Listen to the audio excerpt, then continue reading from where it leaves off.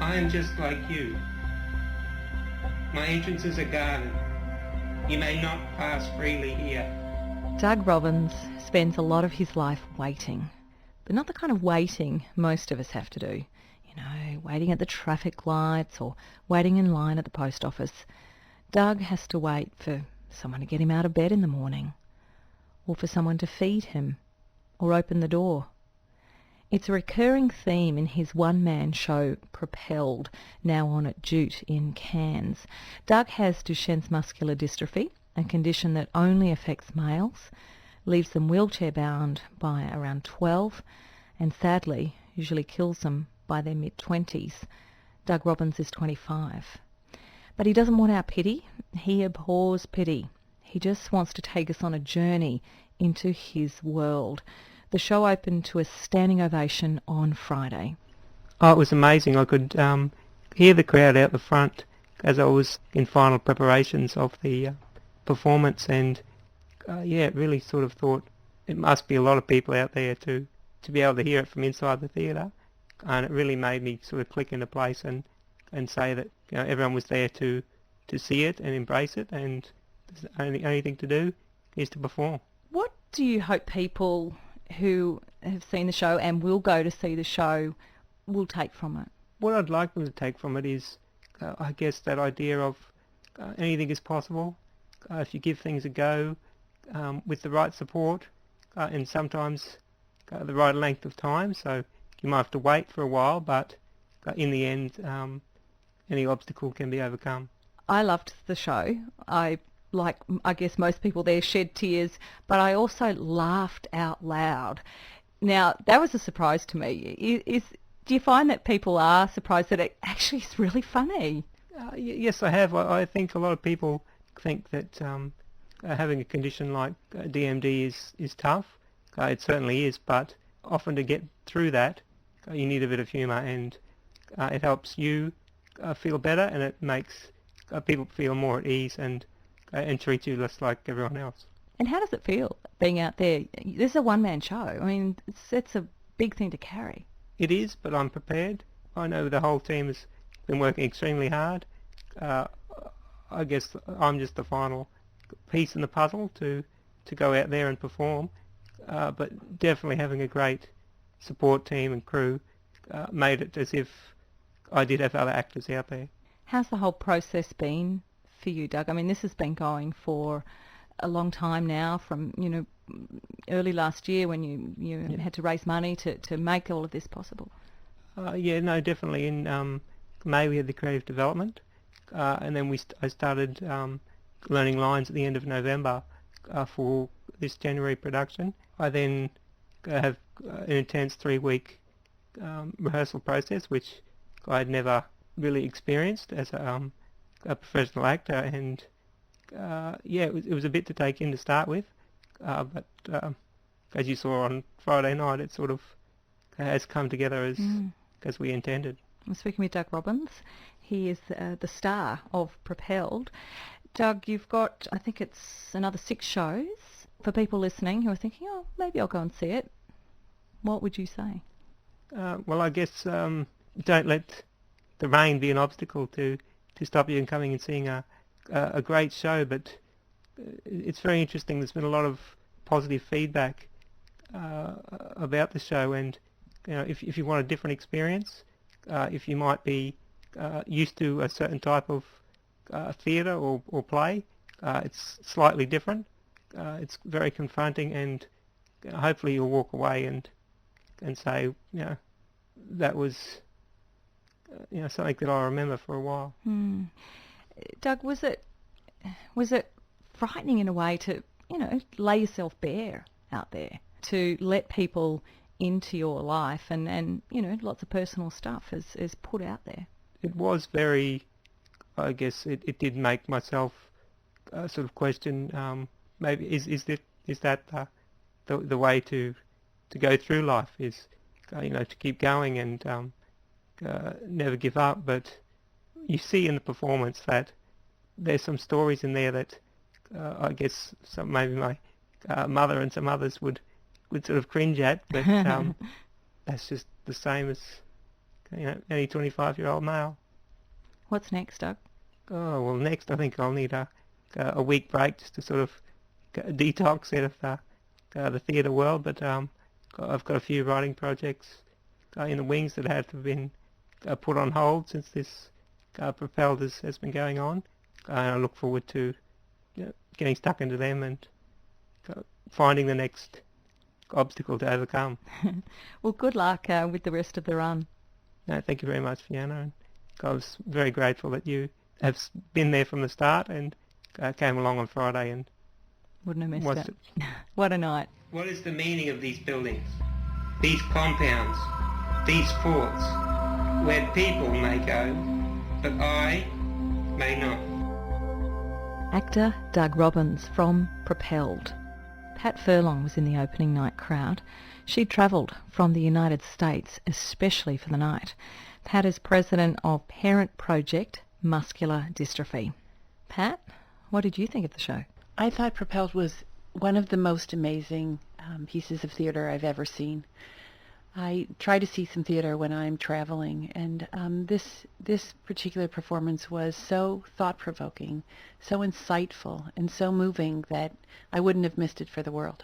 Well, I think for anyone that's listening, to see Propelled, to understand what not only Duchenne muscular dystrophy looks and feels like, and how that disability resonates with Doug and probably most of the young men, but I think to understand what people with disability see and how they see the world and the obstacles they see and how they overcome them.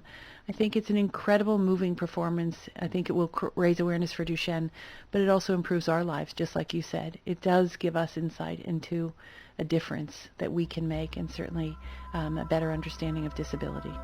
This is a must-see theatre experience. With a great script, set, lighting and sound, Doug reminds us what it is to be human.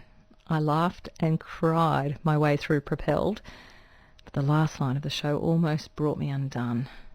Propelled is on now at Jute in Cairns. You have 6 more opportunities to experience something extraordinary. Don't miss it. If you find a way, let's talk.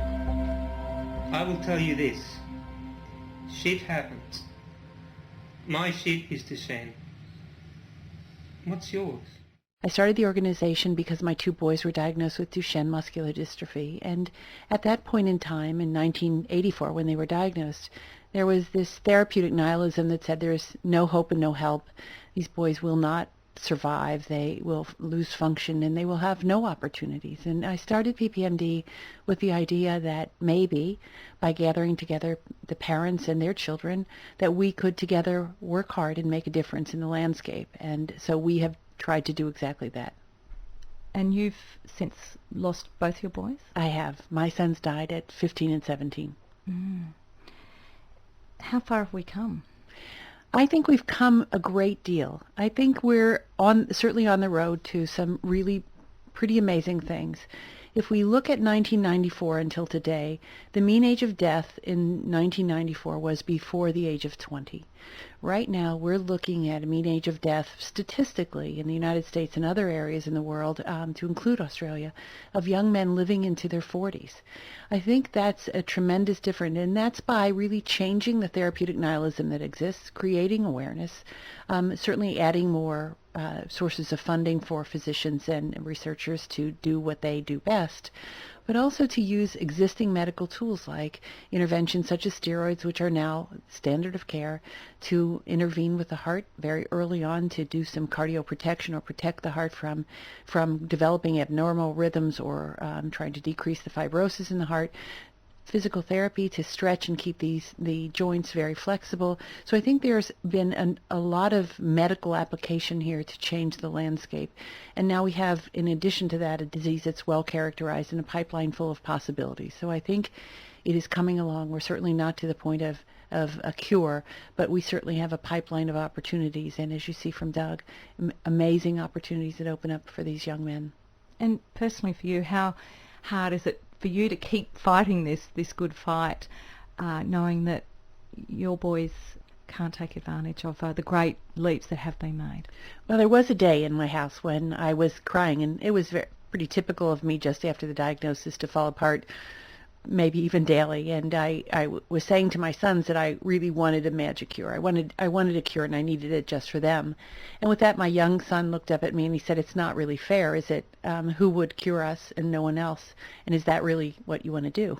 So out of the mouths of babes, you hear wisdom, right? Even in the midst of sorrow. And so I said to him, I will do what I can, no matter, to change the landscape. And so I feel that, first of all, Duchenne is a heartbreaking disease, but it's also fascinating. And I think that together, by working with clinicians and researchers as parents and patients, people who have the disease, we can really make a difference, because it's hard to look at a mouse and decide what medicine that's going to change the mouse without asking the patient, would you take the medicine? Are you willing to participate in the trial? So I think that's why this ecosystem of all of us working together will change the landscape, and I'm happy to be a part of it. Do you see a day where there will be a cure? So there's a lot of things to put in place when you're talking about cure. You'd have to diagnose very early. You'd have to have newborn screening in place and be able to intervene then. But I believe that, and if we look at medicine, we don't have a lot of cures, but we certainly have a lot of wonderful treatments. So my guess is that we will see longer living, adults who live very long, productive lives, and we will begin to intervene very, very early. And those young men who have interventions at birth are likely to walk for their lifetime. So I think, for me, that's wonderful. I don't know. Cure for me means the absence of disease, that it never existed. And so I think that's gene therapy. And I think that we're not there yet. Mm-hmm. But I think we have tremendous opportunity now. Pat Furlong is with us. Pat is from the United States, and she's the president of the Parent Project Muscular Dystrophy, which focuses on Duchenne muscular dystrophy. Pat, do we have enough awareness about this condition, particularly, say, for parents of boys who may notice some symptoms? Well, Fiona, there'll never be enough awareness for any of us unless every single person in the general public is aware of Duchenne. I think it's often couched under the umbrella of muscular dystrophy, which really doesn't describe this pediatric onset illness, and so I think there isn't enough awareness. I think general healthcare professionals, certainly the primary care docs, don't really recognize signs of muscle weakness, and nor does the general public. So I think muscle is such a priority for human beings. If we would really raise awareness about what muscle weakness looks like, we'd be able to diagnose earlier, we'd be able to treat and intervene in these lives more aggressively. And so I think having everyone know that Duchenne muscular dystrophy is a pediatric onset, primarily boys, disease of muscle weakness, and what that looks like, I think would do a great deal in terms of improving the care and the lifespan of young men with Duchenne, and certainly keeping the pipeline full. And what does it look like? Well, when you have a baby that has Duchenne muscular dystrophy, that you would see that, you might not see, but you would feel that their muscles really are soft. Babies are generally soft, but they certainly have a viable muscle underneath that, and you don't quite feel that. But also, the babies have head lag, which means when you pull them up by their arms, their head doesn't curl under quite so quickly. These young men can't typically do steps. It's very labored to go up steps. They can't run. They can't jump with 2 feet off the floor. So I think if a parent expresses concern about my son isn't keeping up with his peers, then I think that should be thoroughly examined, and it's quite a simple blood test to see what you're looking at in terms of muscle. Okay. And just in Australia, how do things compare here with, say, how things are going in the United States with Duchenne? I think Australia, first of all, some of the innovations in terms of exon skipping and some of the pipeline that we have now is based on some of the research that's done in Australia. So I think we have remarkable clinicians in Australia. I think the standard of care is certainly improving across Australia, and the pipeline, we're just hoping that Australia will be sites for clinical trials and have it widespread around Australia. So I think we're good and equal partners. When do you think we might see clinical trials? Well, you should be seeing them within the next, there have been some in Australia, and they'll be increasing in Australia in the next 12 months, I'd guess. Wow. That's pretty good. It's very exciting. It's very exciting.